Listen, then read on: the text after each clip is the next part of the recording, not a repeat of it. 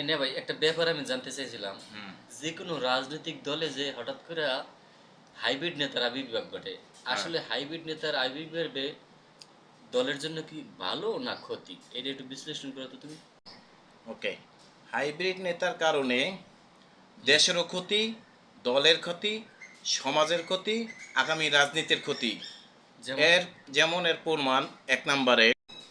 ওকে, এক নম্বরে তোমার আমি কই, পটুয়াখালী সাইড আসনে হাসান মাহমুদ গলাচিপার গলাচিপা, এই লোকটা দীর্ঘ 25 বছর বিএনপি রাজনীতির সাথে জড়িত। জড়িত। অনেক অত্যাচারও করছে, আওয়ামী লীগের ইতে জেল খেটেছে, দৌড়েছে, বাড়ি ঘুমাইতে পারে নাই দলের জন্য। 25টা বছর সে ত্যাগ স্বীকার করছে। কিন্তু যখনই তার সুসময় আয়, তখনই দেখেন উপর থেকে কেন্দ্রীয় নেতারা এমন একটা দলীয় সিদ্ধান্ত চাপাইয়ে দেয়, মাথা নত করিয়া তার 17-18 বছর কেরিয়া নিতে হয়। এর প্রমাণ যেমন এর আগের বার ইলেকশনে দাঁড়াইবে, হঠাৎ করিয়া গোলাম মাওলা রনিরে রনি নমিনেশন দিল, nomination দেওয়া। গেল বেটার জীবন থেকে 5টা বছর। এইবার এই ছাত্ররা আন্দোলন কইরা নতুন করে আবার দেশ বলল স্বাধীন হইল, হুম, আবার রাজনীতি এখন একটা ইলেকশন আইব, হুম, বেটা ইলেকশন করবে হাসান মামুন।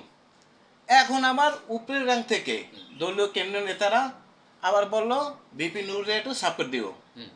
দেখো এখন এই যে বিপি নুরের সাথ দিয়া এখন স্থানীয় যারা তৃণমূলক নেতা আছে তাদের ভিতরে বিশাল একটা সমস্যা হয়ে গেল, দুইটা গ্রুপ হয়ে গেল। দেখো প্রতিদিন বর্তমানে কিন্তু 114 চলতেছে, মারামারি, এর ঘর ভাঙে আর ভাঙে। কি হইলো হাইব্রিড নেতা? ওদিকে ওই ইলেকশনে গোলাম মাওলানা রনি কিন্তু হইতে পারে নাই, না, হইতে পারছে না। বিএনপি ভাড়া ডুবিয়ে এলো। হুম, ওই জায়গায় যদি হাসান মাহমুদের নমিনেশন দিত, হুম, ভালো রেজাল্ট হইলো, আইতে পারতো। হুম।